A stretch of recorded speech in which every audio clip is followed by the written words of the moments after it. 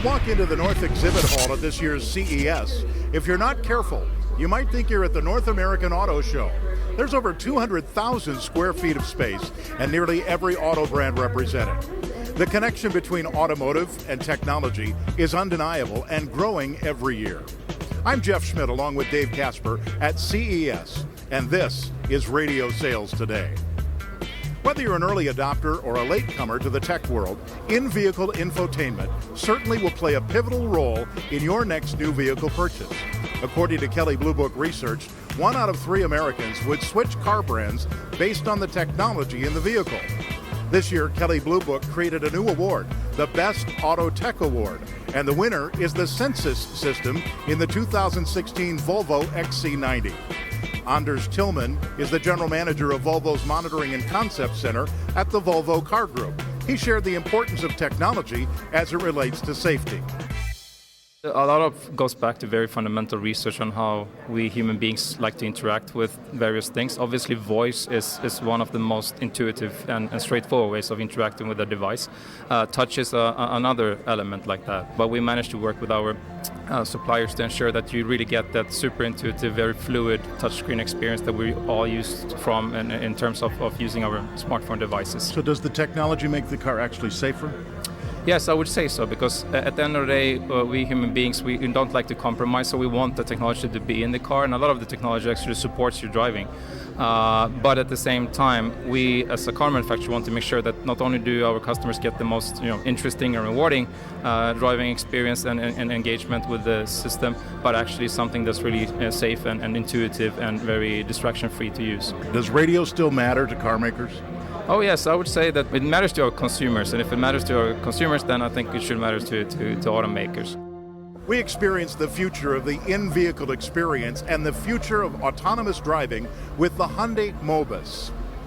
And in this part, we're going to get stuck behind a dump truck.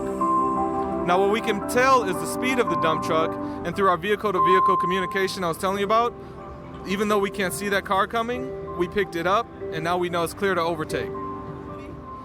We're able to host a video conference with another vehicle. So your wife is going to give you a call and ask you to go pick up your daughter. Would you like to answer? So right here, there's your wife. Hey, honey, how's it going? You're down there in the bottom screen. I'm gonna be late because of the traffic, And it gives so you I her wanna current go see location, my home first. so she can't be lying to you about where she is. And also her current traffic condition shows up off of cameras off of the front end of her car. Take care. So we just agreed to pick up our daughter, so our route adjusted accordingly, and now we're about to watch a movie.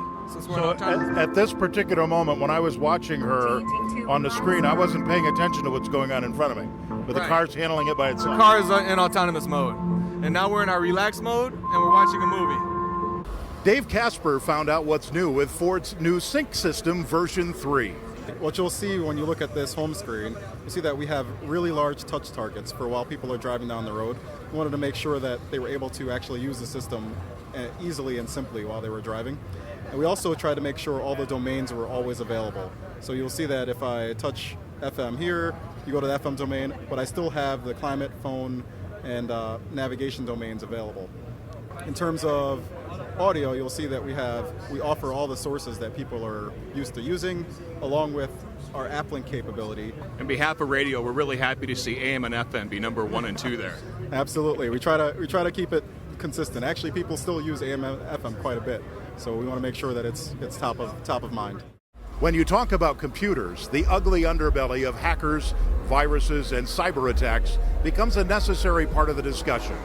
Now that cars are becoming more and more connected, there are risks that need to be at the forefront of the innovation discussions, according to John Ellis, founder and managing director of Ellis & Associates. Do you think the average consumer is aware of the vulnerability they have, even right now in their car? No.